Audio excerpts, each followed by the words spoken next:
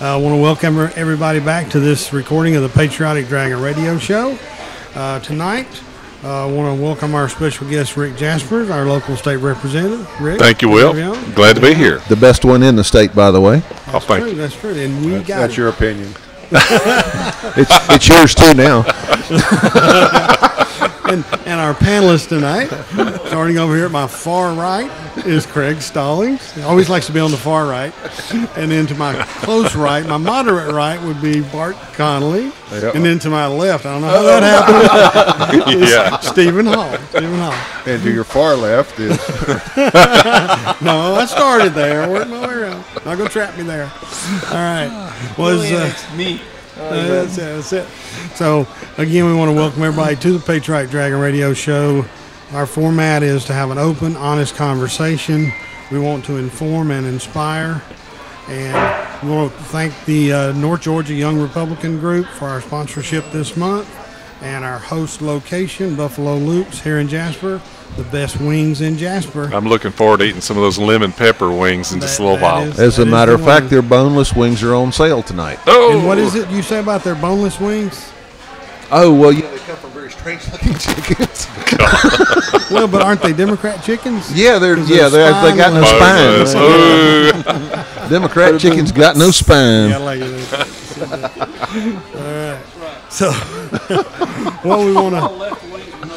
All left wing, no spine. Well, then there's the large thighs. That's the Hillary bucket, but that's a whole different thing. All right. All this is that... 2 small breasts, 2 left wings, and 2 large thighs. As we always say on the show, the opinions, discussions made on the show are not that of the Pickens County GOP, WYYZ, or the sponsor. It is the panelist and the guest on the show. So I always want to clarify that as a disclaimer. Tonight we invited Rick to be on with us, and we want to talk about some things locally and then at the state level, Rick, and just kind of start off from a local issue standpoint. Our e-SPLOST that did pass with approximately 1,250 out of 19,000 registered voters made the decision. I guess my question, and I'm going to pose it next week to the Board of Education Chairman Mike Cowart, is how can the school board get the rest of the county behind this tax and what's done with the funds? What, from your standpoint, what do you think our path should be? Well, I think it's 2 questions there, really, Will, and that is that low voter turnout of 1,250 and that you got versus your number. Yeah, we changed the law, I think, around 2011, because it used to be lower than that.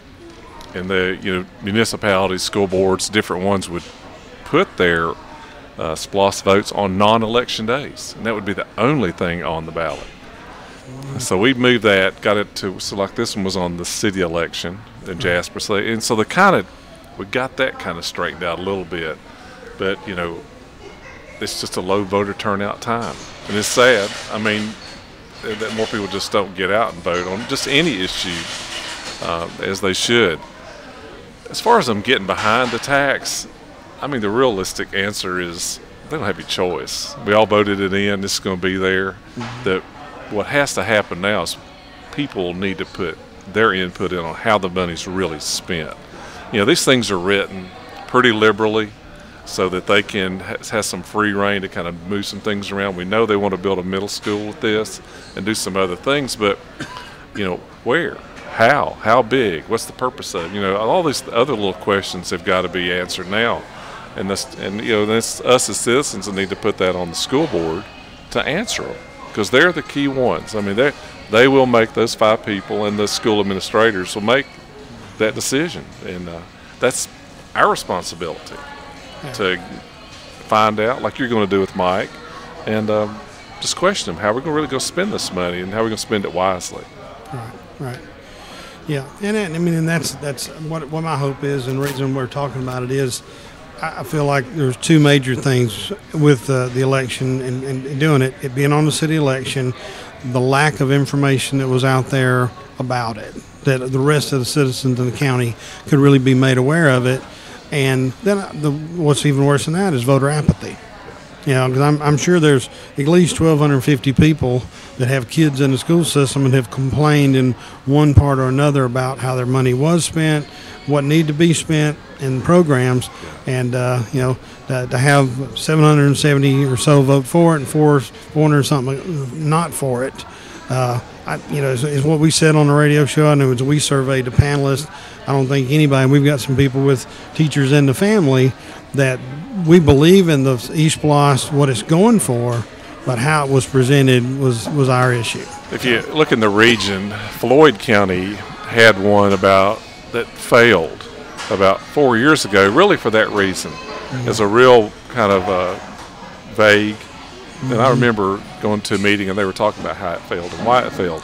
But it made the decision makers in the school board come back, be much more aggressive about talking to people, what it did, specifically spelling out what they wanted to do by building and by program area, if even money spent there. So they did a good job.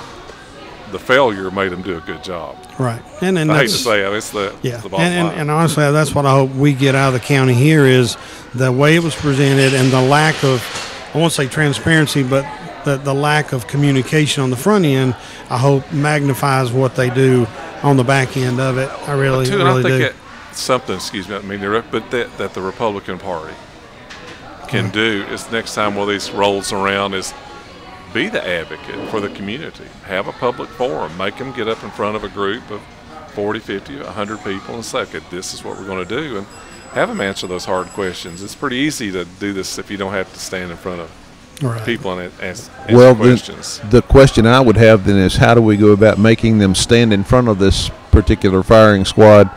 Because as you're aware with the school board, you have to ask them if you could come and talk to them, and then they have to approve your questions. And if they don't like your questions, you don't get to ask them. Well, I think you'd be one of those, they're all elected too. True. And if we're not holding them accountable, it's just like you asking me and I wouldn't talk to you. Well, I hope you'd vote against me.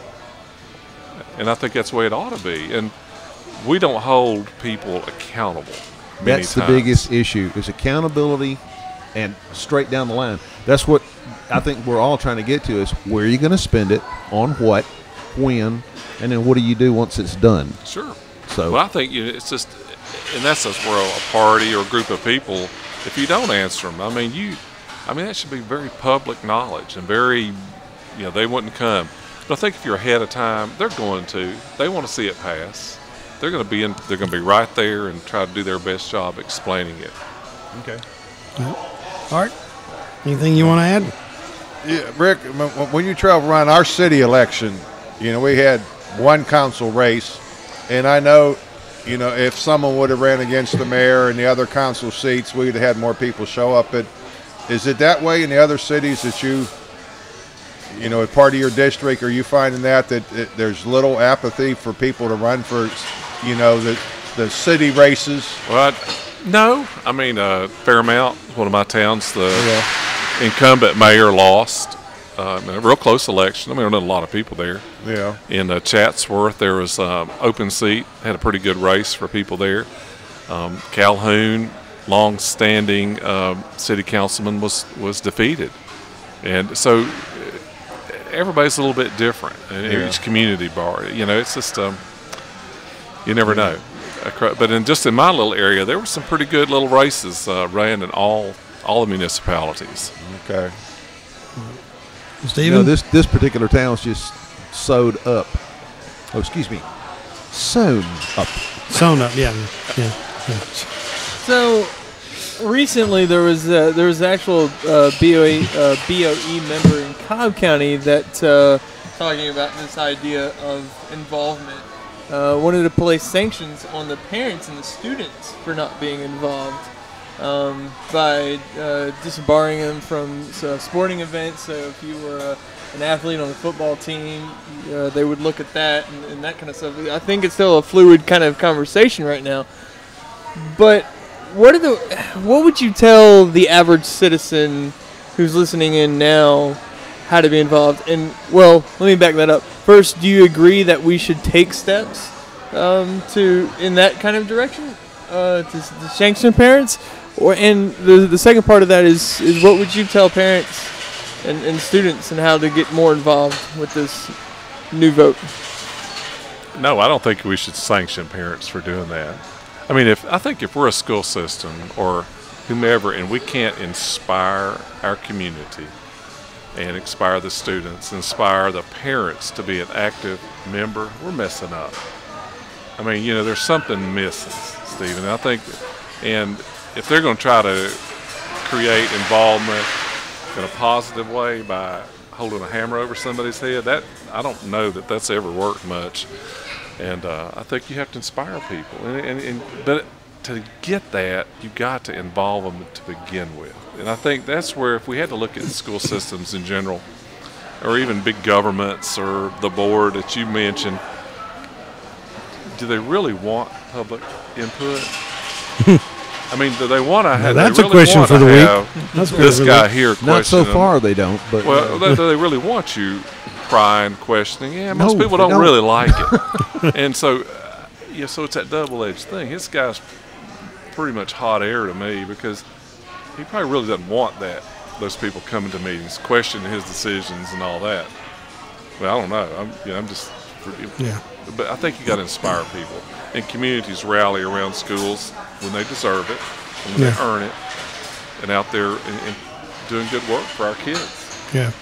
Yeah, and then something we just like to, for myself, I like to throw out there for any of the school board members that might be actually listening to the show, is with this coming on, we've got tremendous amount of experienced people in this county that are citizens and that are taxpayers and that really care about the youth in this county and the education they get. Maybe an idea that our school board might want to look at would be, and I'm just going to point to Bart Conley, who has tremendous amount of experience in the construction management field. Bill Cagle, that's on the show with us, has a tremendous amount of experience in building construction, materials, those type of things.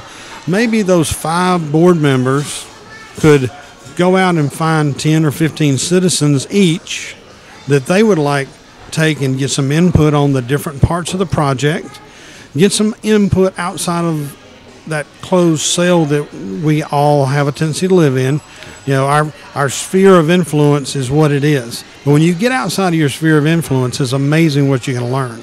Oh, I agree. I mean, that'd be real wise. Yeah. And I think it's something that needs to happen immediately because, as Bill can probably tell us more than anybody, once they pick an architect, the architect's going to then, he works for about 5 builders, and it's just this little controlled group of people.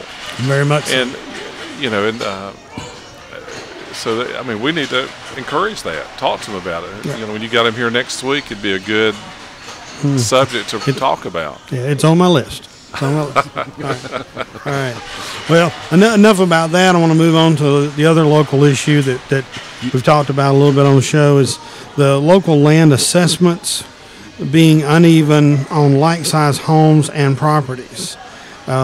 What process would be better? And I had sent out to everybody a couple of the state statutes that regulate those as far as the land assessment, that type of thing. Because what I've heard and what we've heard on the radio show from citizens is that they are living in the same square footage homes on the same size parcel of land and paying 2 different amounts on their property tax here in the county.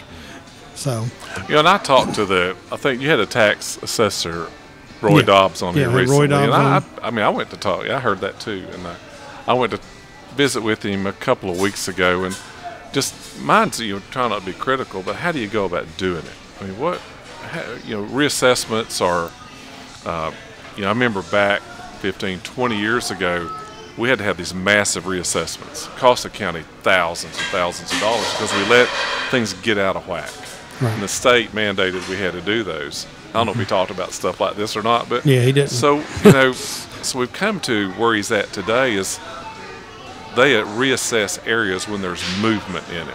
That means homes are being sold in my neighborhood, and then they've got a computer program that looks at differences and says, there's something going on here, and the state kind of oversees them on this. It's not something that people are running willy-nilly and not doing what they should be. Mm-hmm. There's a state, I forget which, not revenue, but someone else that kind of oversees their process, right. Looks at the values and says either you're in or you're out.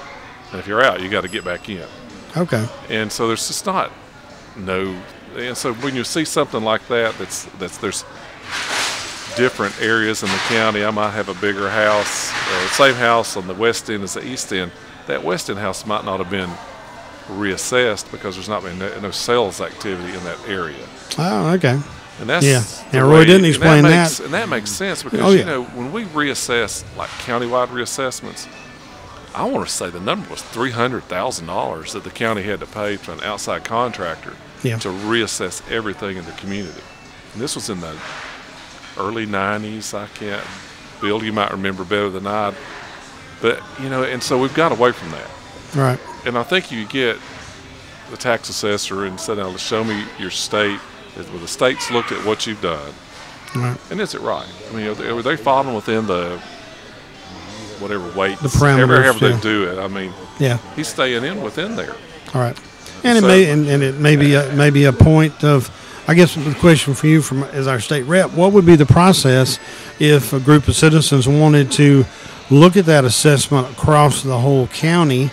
That I can, from the standpoint of, if I'm in the west end of the county with a 2,000 square foot home on 5 acres, and I'm on the east end of the county with 2,000 square foot and 5 acres, but the west end has not had any parcels sold around me since 1985, and I'm on the east side and everything around me sold, I could see where the variance could be there. Sure.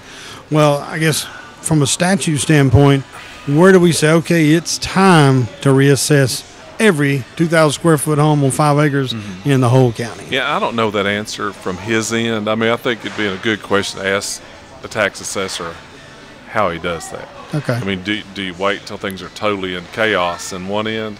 I bet I would hope that there's some way to do that. So on our end, when we start touching the tax assessing law, remember, it's not just Pickens County, it's the other 159 counties and cities. So it's real difficult. Okay. Chip Rogers, who was a state representative senator from Cherokee County, he was an expert at it. And you'd find that he was the one that did it all because he knew the most about that subject matter. Okay. And I don't know that anybody, since I've been there, the 5 years I've been there, anybody's did much along that line. Yeah. You know, we did the thing about people being notified. You know, the middle of the summer when you get your assessed value notification. We did that a few years ago. Right, move the date on it 30 days. From Chip Rogers, and I mean, a lot of tax assessors do not like that. Yeah. But you know, but to me, it's open government. You kind of know where you stand. Right. Well, good. All right. Well, maybe we need to have a. Yeah, it'd be good to look at that a little bit more and just see what is his. What does he do when that happens? Yeah. What triggers it? Yeah. The trigger. That's right. Yeah. Thank you. Because I mean, if there's, if we got citizens in the county that own property and enough of them bring it to light, you'd think there'd be a trigger somewhere that would start the motion. Right. So, okay. All right. Thank you. And then on the subject of the senior tax exemption, we've had a tremendous amount of questions from listeners through Facebook and different areas and stuff, and. Just and I'm just going to kind of go through the questions and stuff and just read them off, and then we can discuss them. But one of the questions that came up was, why should a 70-year-old be paying school tax? Well, I think I know the answer, but I'll give you an opportunity from the state standpoint to throw something in there. Oh, you want that? Oh, I thought you were going to read all these. That's he's talking to you. Oh, I wasn't sitting here reading them. Okay, he's going to talk about that next. I think you got to look at it in the big picture on the senior tax exemption. Let me explain where we're at with that thing. This group and it's an anonymous group in my book because I never can get a name or a number who to talk to except every occasionally, would like to do that. Well, the proper way to do that is that work has got to come from the school board, the taxing authority. And that's what I've always said. And the reason you want to do that, could I do it without anybody's input? You dang right we could, but you don't want me doing that sort of thing, or you'll have the same thing that happened in Dawson County 3 years ago, where the state representative over there decided that some of his friends thought that having a airport authority over there on the land owned by the Elliott family was a really good idea. But they were also going to give them the right for eminent domain and the right to borrow money and have the citizens of Dawson County responsible for it. And that bill went through the House, and then we found out about it. Then somebody figured it out and saw it, and that's wrong. But because then I think the majority of the citizens of Dawson County thought it was wrong. Right. So you don't want to do things like that. You want to have public, open discussion. Right. And in that county, that instance with the airport, the county government would have gotten together a group of people, just like Pickens County did in the late 90s, to come up with what we call the low-income exemption. They got a group of people together. They met for I don't know how long, but they came up with an idea, vetted it through the local government. They created a bill, and then they entered it.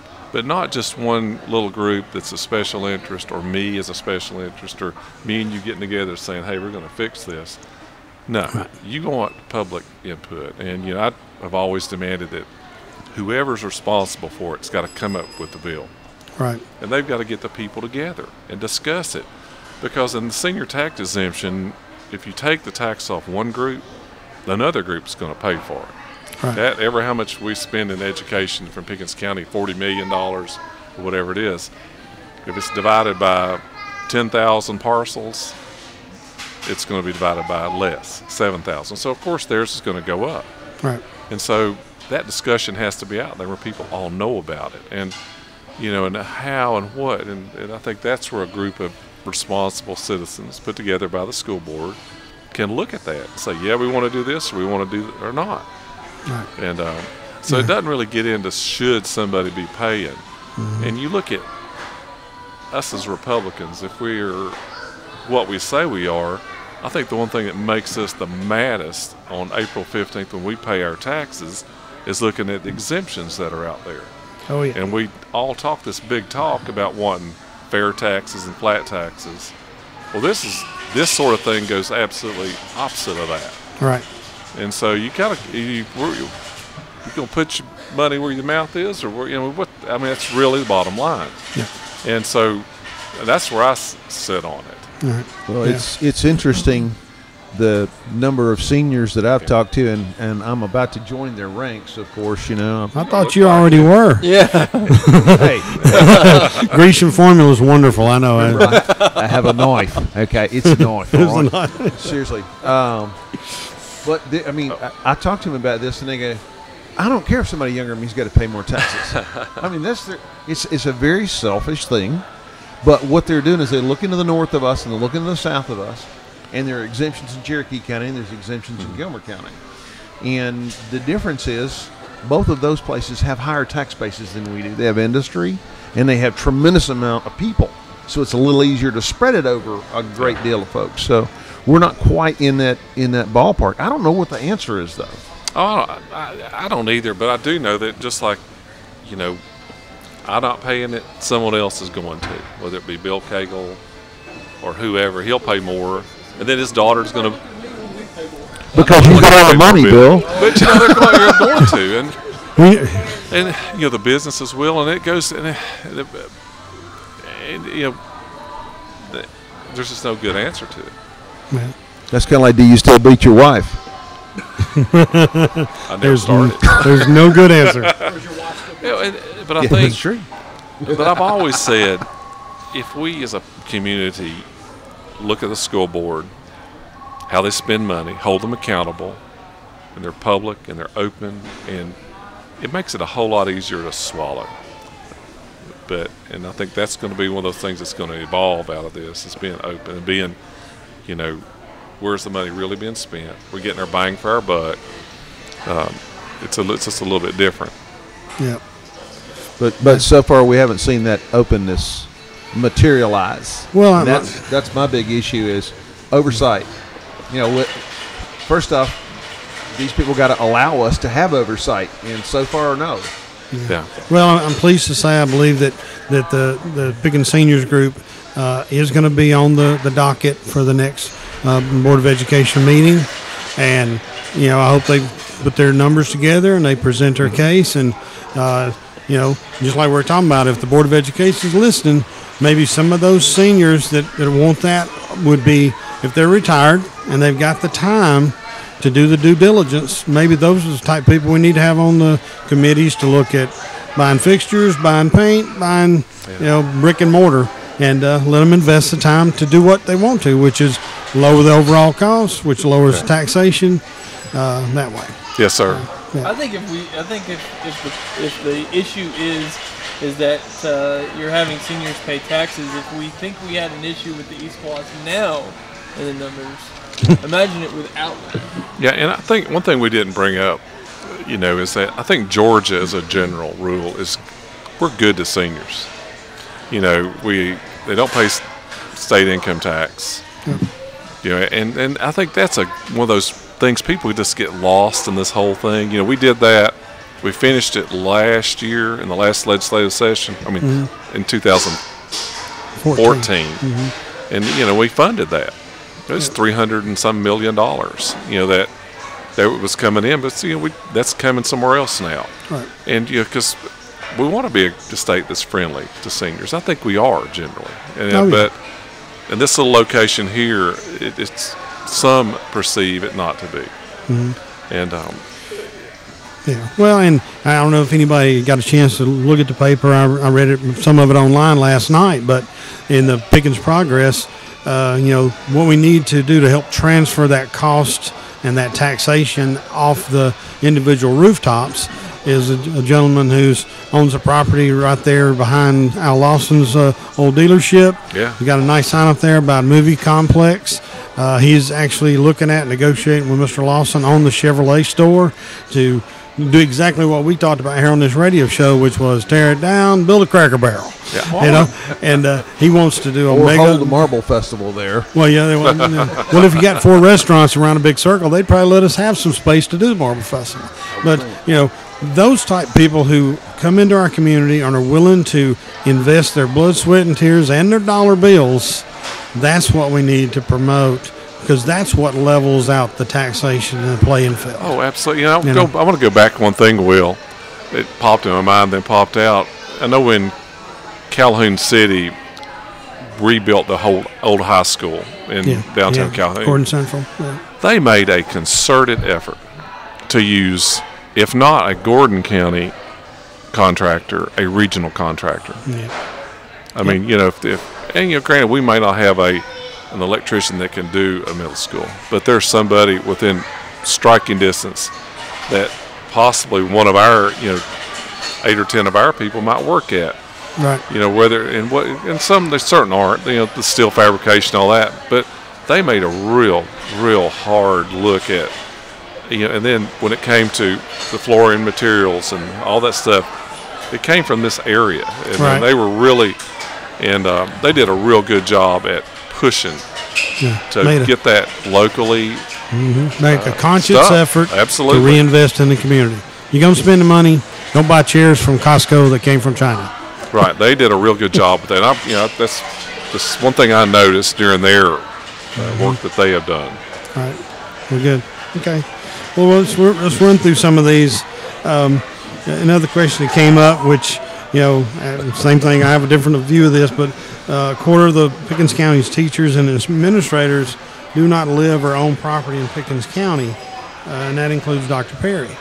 How do you see that when they wish to spend our tax monies? Well, there are 5 people who do live in Pickens County that do direct the spending of our school system, and that's our board members.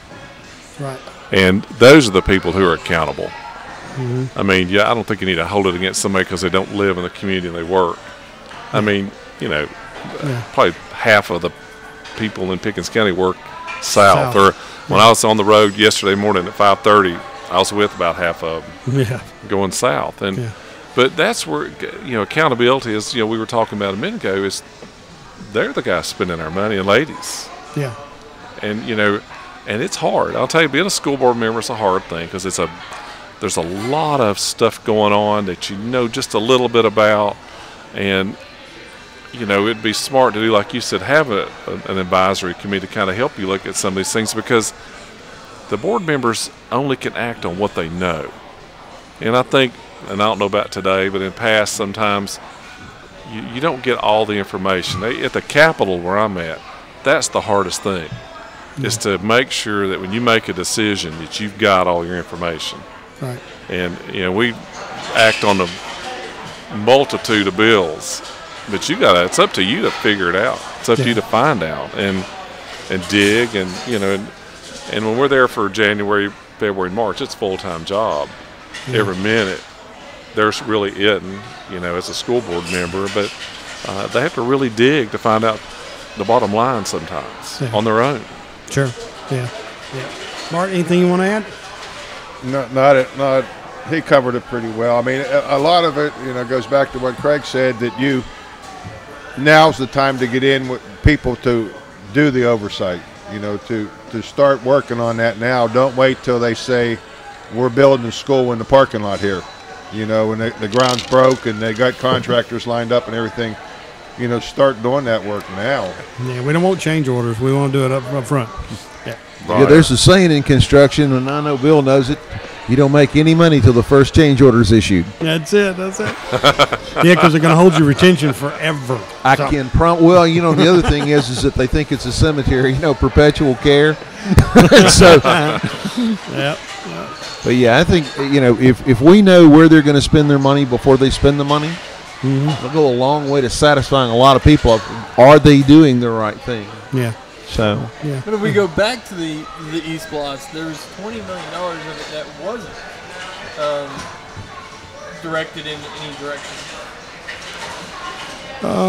No. The layout of the East Blocks, the way it's done is they can collect up to a total of $30 million in taxes over the 5-year span.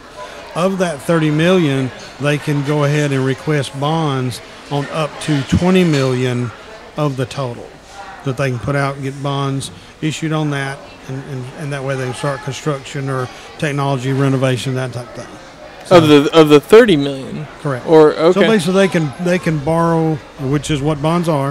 They 30%. Can borrow $20,000 of the 30.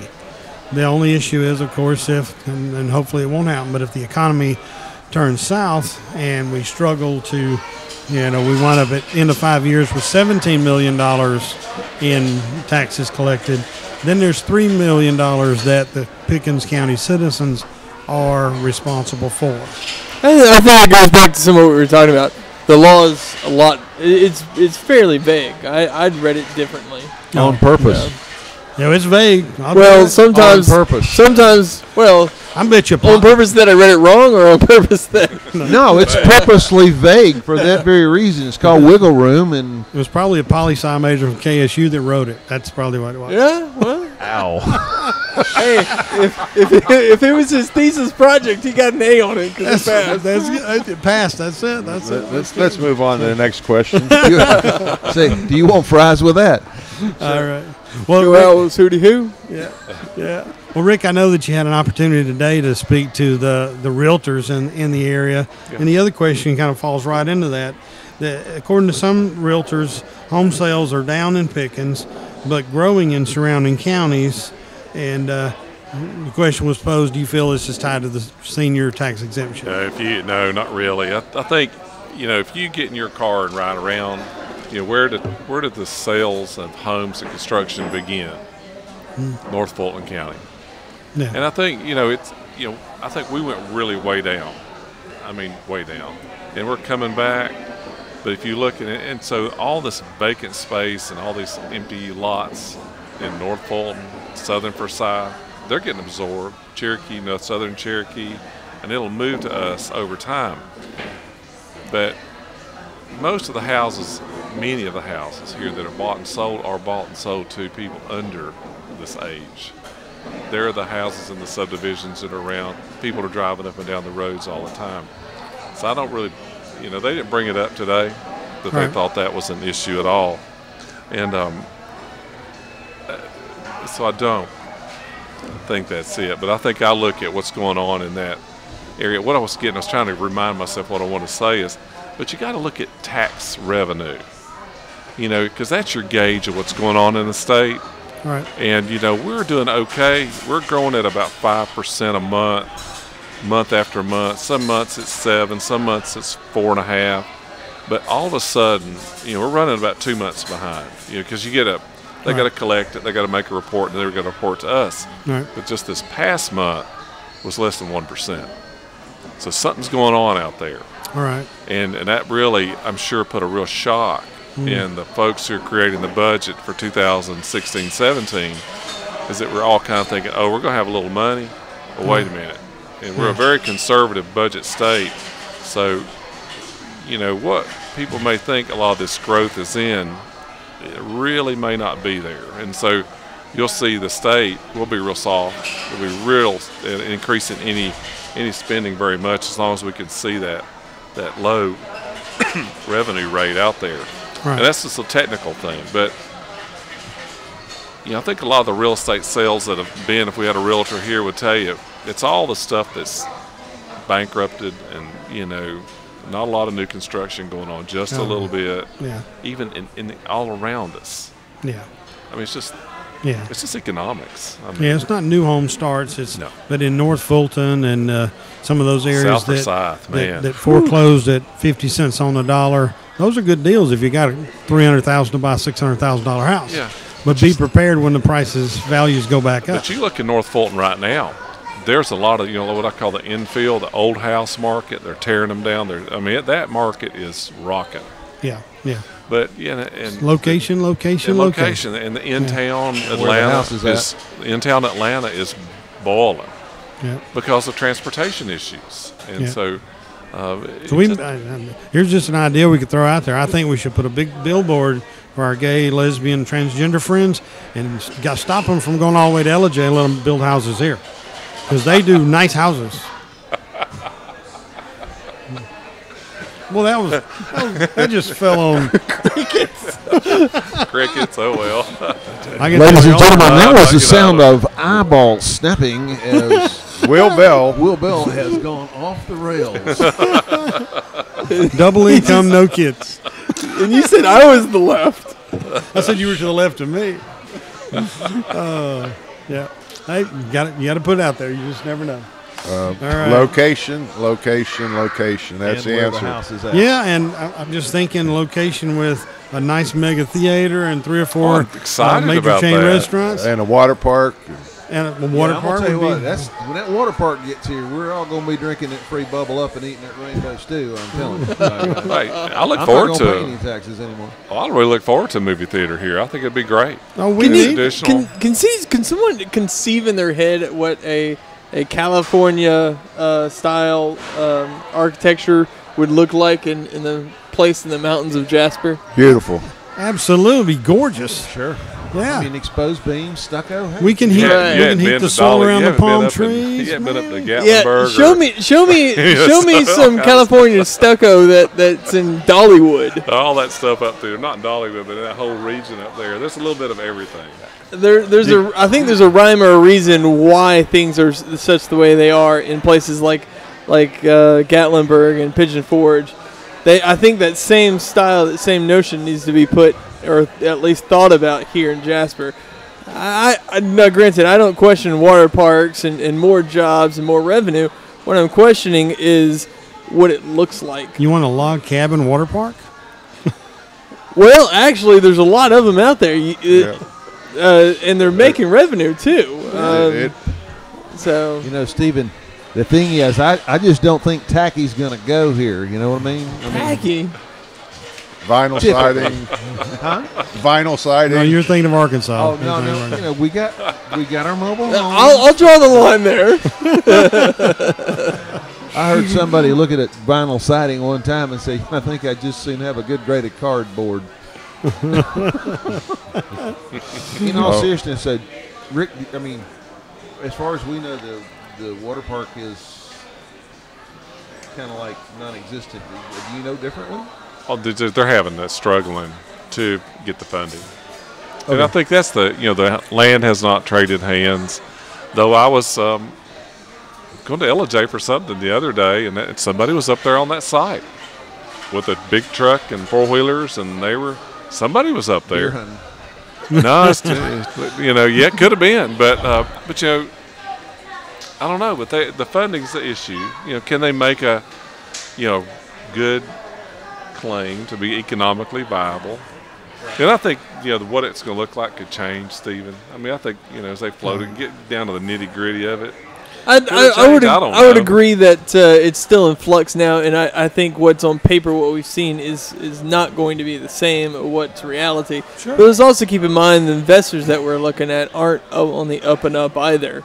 I think there's still a lot of questions that need to be handled. I think there are a ton of investors out there besides the ones that we're looking at now, and I think that the optics of it are very important. Is it going to fit into the landscape? I mean, we have communities around here that's a lot of the questions they ask is, does your house fit into our community? We have to ask the same from some of our businesses. Well, I promise you, if you've got an extra $40 million that you want to lay down as an investor, I'll get you on the architectural committee of that project. You bet. just putting it out there. I can say though that a water park is at least as viable as the Hunger Games, the theme park. Absolutely. It's coming. It's I coming. don't see the legs on that puppy. Well, let me tell you. Yeah, let me tell you now. Bartow is built. actually booming, and that is going to be a competitor that we're going to have to look at here in Pickens. So. Yep. What I'm trying to say is that what kind of legs could that thing possibly have? I mean, they've already worn it out. Now they want to have a theme park with it? I mean, the sports complex actually I've seen that. It's great. The Field of Dreams is an unbelievably cool thing. That's the only, and that's with that intact there, it's only growing, expanding based on that notion but baseball's been around for 200 years. The Hunger Games sport. It's doing more than just baseball, but yeah, I see what you're saying. Move on. What's the next question? The next question. Really, the next question is what I really am glad to have Rick on here is in the Department of Education, where I feel we're very fortunate to have somebody local in this position, but the Career and Technical and Adult Education liaison for industry, Rick Goebel, being in that position. What do you hope to see from that position? Oh, I'm just real excited to see Rick get that position. It's a new position, somewhat. I think it's a redefined position at the Department of Education to work with employers and making sure that what we offer in education is what they need in the business world. And Rick's got great experience doing that. He was at Chattahoochee Tech, and he's a hard-working, very thoughtful, very outgoing guy. I think he's going to do us well. And I think if we're smart, we're talking to Rick and saying, what do we need to do here to be more competitive? Because he's going to see a lot. In the next 5 years, Rick Goebel is going to see the good and the bad and the ugly of the state of Georgia in education and technical education, and with what we have, can we do to improve it? So it's going to be a great asset just for that reason in our community, just to be some eyes and look around and what's going on. I'm on the state CTAE advisory committee from the legislature, and because of my work in agriculture and different things. But I went to Henry County High School, what's it called? The Career Technical Academy. My goodness, that is Henry County is a huge area, but how are they preparing their high school kids for technical education right down the street, down the road, for work in the community, and all the different jobs that are out there? They've done a great job with that. Yep. And I think even locally, in the last 2 years, we've moved a long way at helping them. Like you and I, you were there today at Chattahoochee Tech, volunteering your time, teaching and letting kids know about the automotive side. Right. And it's just good for me to see how many were there. Yeah, then we had 110 kids from the high school for a tour of the technical college here, our own Chattahoochee Tech. And yeah, that's something that hasn't happened before. And again, if the Board of Education members and administration are listening, we need to do that more. Well, I think, I will. And we need to reach out to the middle school, especially if we're getting ready to build a new one, because some of the things we want to talk about tonight are those CTAE specs and everything for the middle school students. Yeah. In parts of the state where they've got career academies and they're 7th and 8th graders, they're there. I mean, they're doing math that we were doing in in senior year of high school, if not college. They're doing them in middle school now. And so. I think as you see it in the state level, especially in the Department of Education and adult education, they're separate from the Board of Regents who do the universities. But in that world, they're trying to prepare kids for the future. And, the Board of Regents is too, but it's different because they're working with all of our children. Right. And, some are going to go to college. Yeah, it's great. But there's a lot of them that need the other that's out there. And great, we have Quick Start, which is a wonderful thing for industry. It's one of those things that's made us in the top 10 places to come to do business. We're the number one place in the United States to bring a business to, because we work hard at it. With everybody from the Congress, our congressional staff, down just to the newest person in the in whatever, I can't think of the name of that department that works with them. Yeah, they're all working at it very hard, and to make us the best. And they've all done real good. I think our technical education people have really got on fire about it, saying that we're going to support them as long as they're doing a great job and meeting the needs of Georgia's children. And I think, it's pretty neat to see from my perspective that we're doing it. Yeah, and I always, when we're talking about this, I always want to make a special note that Lieutenant Governor Cagle really toted the water on this for a number of years. Before it became an election year issue, Casey had really done the hard lifting and worked on the career and technology academies down in the Stockbridge area, Henry County, and in other parts of the state. And we've got some other career technology academies going out in the Cedartown area, and another one up in North Georgia. Those schools, when you go into them and you have the opportunity to go to Henry County, when you see a 10th grader or 11th grade student who is going to have a year of technical education done at zero cost and turn around and enroll as a senior in the Southern Crescent and graduate with an associate's or a certified degree in 1 year, you're moving that student on the right path. Yeah. And from the standpoint of the industry that I'm in, we look at where our people are coming from in education, and it's something I talk to all the high school students today. 73% of the new jobs today do not require a 4-year degree. They require either an associate degree or a certification. Right. So I'm really pleased with what we're doing in the state of Georgia, and hopefully as we got this opportunity to enhance our local school system, that we'll look hard at those programs. And they really take a buy-in from the community. We've got a career academy in Dalton Murray. We have one in Calhoun. Gordon Calhoun's got one. But they take a lot of buy-in from the local community and equipment and expertise from the community to help all the advisory teachers. boards. And boy, it's an all-on community sort of thing, which is really great. Yep. Greg, anything? Yeah, 2 weeks ago we talked about the fact that I'm not sure what the percentage is, but there's an awful lot of kids that don't need a college degree. They shouldn't try to get a college degree, but yet we were brainwashed into believing that the only way you could ever possibly get ahead is a four-year degree followed by a master's, okay, which I have neither and somehow managed to survive. But the point is this, that right now there's a dearth of people. We just don't have what we need out there to build the houses, to turn the wrenches, to weld up the pipes, to work in the power plants. They just aren't there, and the reason is the options were never really presented to these kids in the last, 5, 10, 15 years. So consequently, they've all gone IT section where they all keep their fingernails clean. So, by the way, the difference between a pipe fitter and a plumber? A pipe fitter will chew his fingernails. My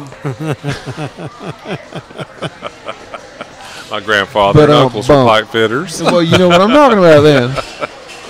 But no, in our industry now, I spend, probably at least 12 or 14 times a year teaching the bolted joint to people because common sense isn't common anymore.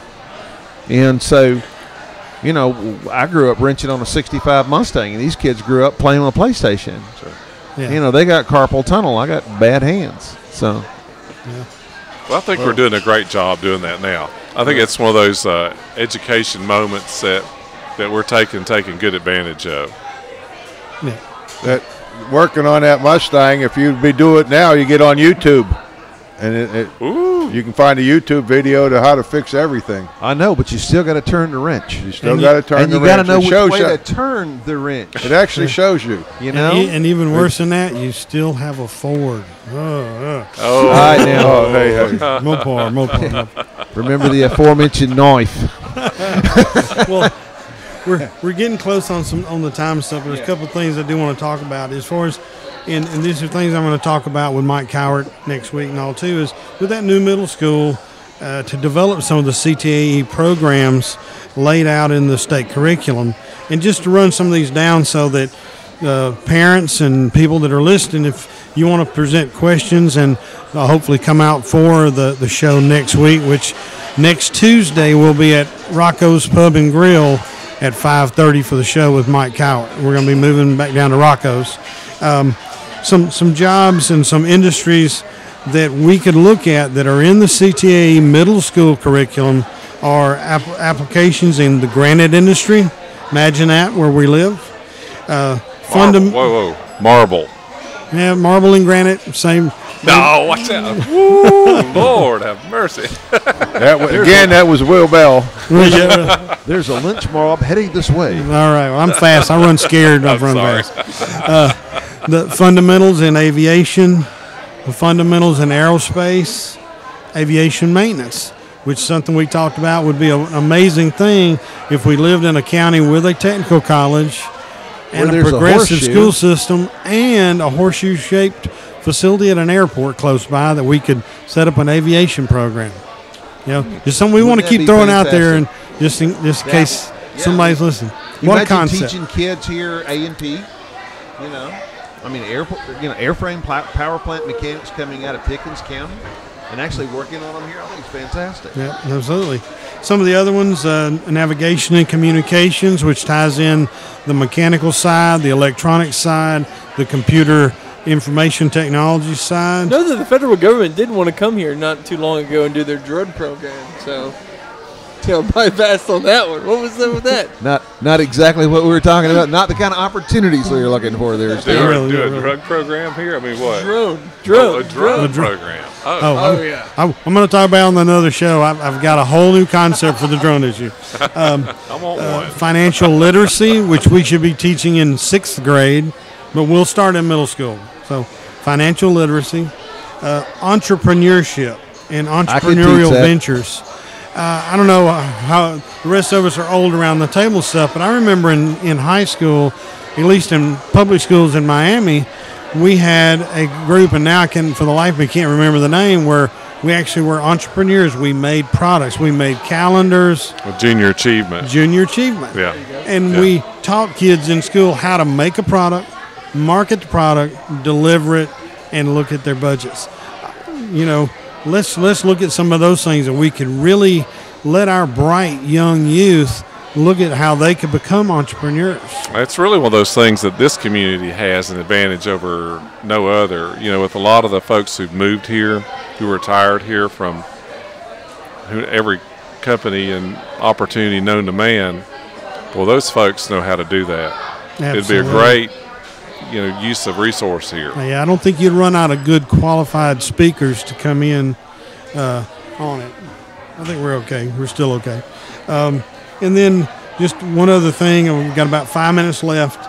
I want to jump down to something that Mr. Conley brought up that I had missed, and he wanted me to make sure I asked. Since you're going to be down in Atlanta with the new session starting, what do you see important and I don't want to say life-changing, but changing for us in the upcoming 2016 session? So I spoke to the realtors today at lunch, so I kind of sat down and just made a list for them for the same things. You know, of course, casino gambling is going to be discussed. I don't know where it's going to go, but it's going to be a big issue. And if you're out there listening to this, talk to me about it. I need to hear it. Religious freedom bill is going to be a very, I'm for it. I want to see it pass. I signed on to it, but we've got to finish that one. There'll probably be some adjustments to House Bill 170. That's the transportation bill. There'll be some adjustments to that. There's a big bill that's been worked on. John Carson, a representative from Marietta. It's the more take-home pay bill. It's going to try to take our state income tax, take 1 percentage point off of it. But it's going to be kind of tough because we're talking about 1 percentage point means over $1 billion. So that money's got to come from somewhere. Some of the things he's thinking about are taxing groceries again. When Zell Miller took him off a number of years ago, he said, bring it back. Let's just try to drive down that, eventually get down to zero on our state income tax, which could probably be done if we just took the growth. If we kind of said the state's going to stay where it's at on size the best we can, but any growth in revenue, we're going to use it for that. That's another idea. School changes on funding schools. It's going to be a big bill that's going to be out there. We're always looking at some kind of Second Amendment thing, and then the typical battles where we're in there, where one group's trying to take advantage of another group. That might be nurses wanting to do something the doctors do, or the dentists wanting to do something the orthodontics do. It's always a battle about interesting stuff like that. And I think there'll be some real pushback you're going to see against the Board of Regents. Those are the guys that set the tuition costs for students in Georgia to really kind of get them under control. Because to me, they're out of control. I mean, the reason the Hope Scholarship the funds are having a problem is the Board of Regents raise tuition every year and just suck all the rest of the money out of it. So, I mean, you can just tell by my tone, I'm one of those that's really looking to see, let's try to get them healed back and under some control. Right. Okay. So that's a lot in the second.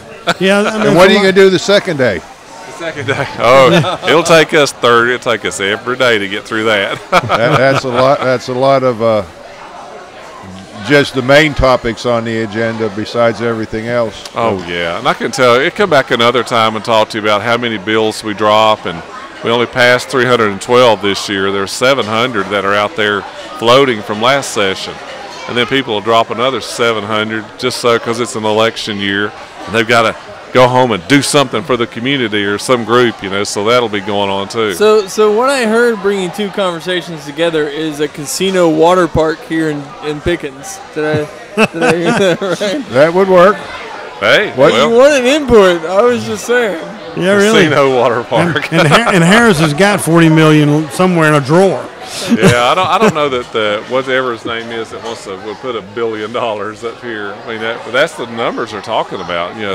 One facility is $1 billion facility. Yeah, but we'd get a great power plant out of it. Who's talking about doing that? One of the casino purveyors. They shut them all. They shut them all down up there and on the East Coast, where Trump had his thing. Yeah, they're all shut down. Yeah, so Stephen Hall wants to do it here in Pickens County. You heard it here first. Yeah. So well, now the thing about it is, beautiful farm out there. If we're really going to get the complete experience, I'll sell it for the right price. Really and truly, then we need to have Anthony and Vinny and the rest of the thugs come down from AC to be in our casinos. It's just like, I understand that the Braves, because we've moved the Braves to Cobb County, that they're actually going to import thugs just so that you have the same experience you would in downtown Atlanta. There we go. All right. And always with Mr. Stallings closing out the show with a note. I want to thank everybody. Rick, Jasperse, thank you for being on with us. And we definitely want to have you come back as you get closer